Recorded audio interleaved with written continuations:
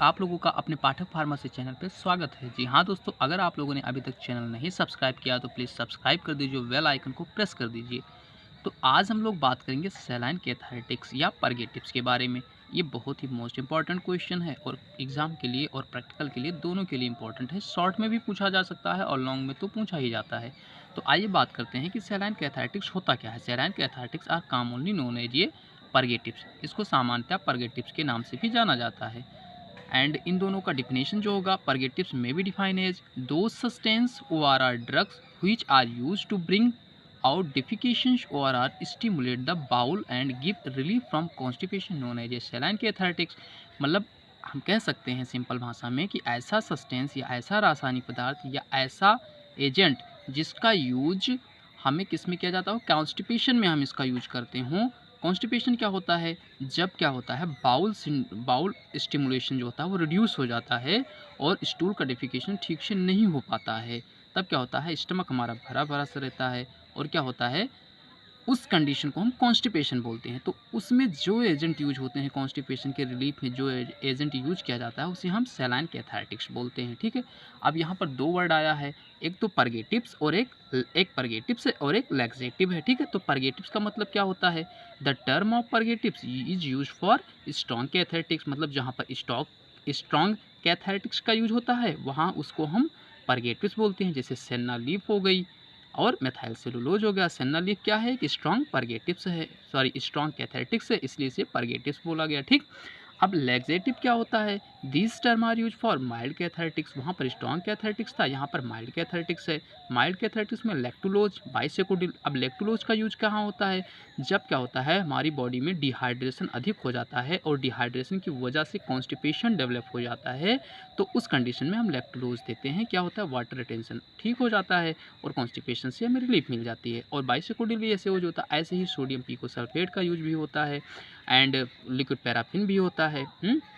अब क्या बात होती है इसमें, अब दो सस्टेंस हैं, डिटेल्स में पढ़ने हैं हमें। एक तो मैग्नीशियम सल्फेट का, क्योंकि ये लॉन्ग में है तो लॉन्ग में इतना तो सफिशिएंट है नहीं, तो इसलिए हमें डिटेल्स में मैग्नीशियम सल्फेट और कोलिन को पढ़ना है।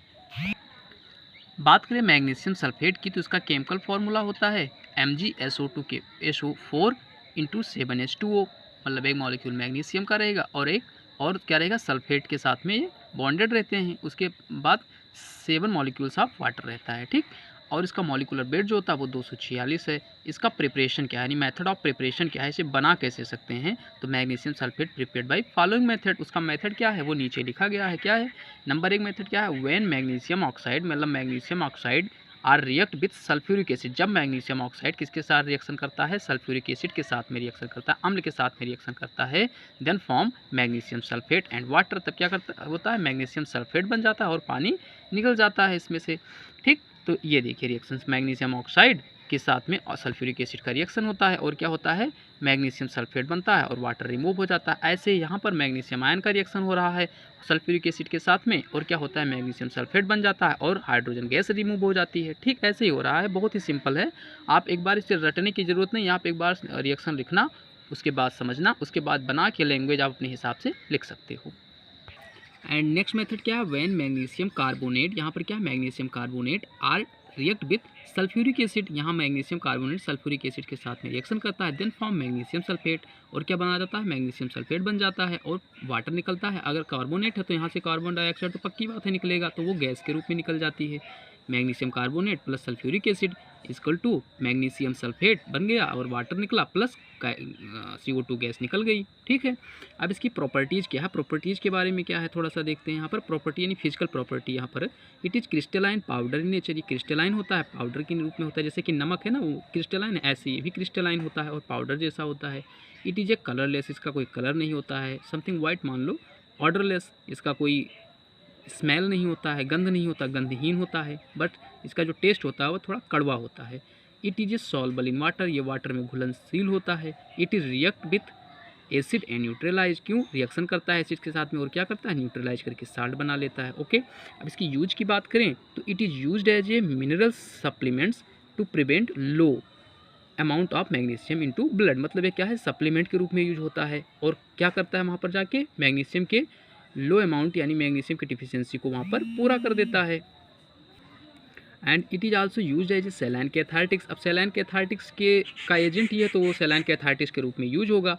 And it is used in upset stomach treatment such as ये हार्टबर्न एंड एसिड इंडाइजेशन। ठीक है, यहाँ क्या होता है, जब स्टमक अपसेट हो जाता है क्या होता है, हार्टबर्न होता है। क्यों होता है, क्योंकि एसिडिटी बढ़ जाती है तो हार्टबर्न होता है, इंडाइजेशन हो जाता है, कॉन्स्टिपेशन हो जाता है, तो वहाँ पर इसका यूज मोस्टली यूज होता है। ठीक है, अब बात करते हैं नेक्स्ट सब्सटेंस की, तो वो है कोलिन्स। कोलिन का भी बहुत ही अच्छा रोल होता है सेलाइन कैथार्टिक्स के रूप में। केमिकल्स फार्मूला इसका देखें तो chemicals formula Al2O3 into 2SiO2 into 2 molecule of water होता है। कैटेगरीज क्या है, कैथार्टिक्स प्रोटेक्टिव एंड एब्जॉर्बेंट है। साइनोनिम्स इसका चाइना क्ले भी बोलते हैं, इसका यानी चाइना की क्ले बोलते हैं। ओके, अब बात करें कोलिन के प्रिपरेशन की, तो इसका प्रिपरेशन कुछ इस तरीके से, heavy kaolin and boric acid mix with glycerin. Glycerin के साथ में दोनों को मिक्स करते हैं और क्या बनाते हैं, मिक्सचर बनाते हैं। व्हेन मिक्सचर इज प्रिपेयर, जब बन जाता है mixture, then heated for some time, तो कुछ समय के लिए उसे हीट करते हैं। एंड अलाउ टू कूल, और ठंडे होने के लिए छोड़ देते हैं। अब जब ठंडा हो जाता है तब क्या ऐड करते हैं, थाइमोल। थाइमोल को ऐड करते हैं, लेकिन थाइमोल क्या होना चाहिए, which is previously dissolve in methyl salicylate, जो कि थाइमोल क्या हो, मेथाइल सैलिसिलेट में पहले से ही क्या होना चाहिए, डिजॉल्व होना चाहिए। ओके, अब उसको क्या करते हैं, फ्लोट करते हैं by the menthol oil. Menthol oil में क्या करते हैं, फ्लोट करते हैं। Are mix properly to make a kaolin. इन सारी प्रोसेस जब हो जाती है तो क्या होता है, प्रॉपरली मिक्स कर लेते हैं और क्या हो जाता है, कोलिन बन जाता है। कोलिन्स को बनाने के लिए जो उसके कॉम्पोजिशन है वो है कॉम्पोजिशन, हैवी कोलिन्स 527 ग्राम होता है, बोरिक एसिड 45 ग्राम होता है, मेथाइल सैलिसिलेट 2 ml होता है, मेथा ऑयल 0.5 ml होता है, ग्लिसरीन 425 ग्राम होता है।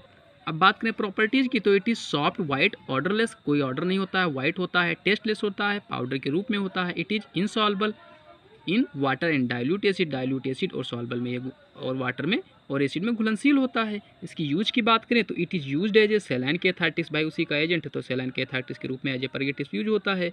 It is use in the treatment of diarrhoea. Diarrhoea में काफ़ी अच्छा ट्रीटमेंट है, क्यों, क्योंकि वहाँ पर टॉक्सिक सस्टेंस होता है, बैक्टीरिया रीच करती है, तो क्या होता है, प्रोटेक्टिव एब्जॉर्बेंट की ये प्रॉपर्टी रखता है, तो ये क्या करता है, टॉक्सिक सस्टेंस को एब्जॉर्ब कर लेता है और डायरिया में बहुत अच्छा रिस्पॉन्स देता है।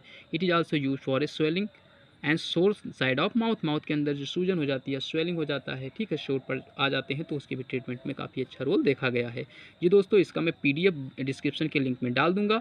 And thanks for watching this videos.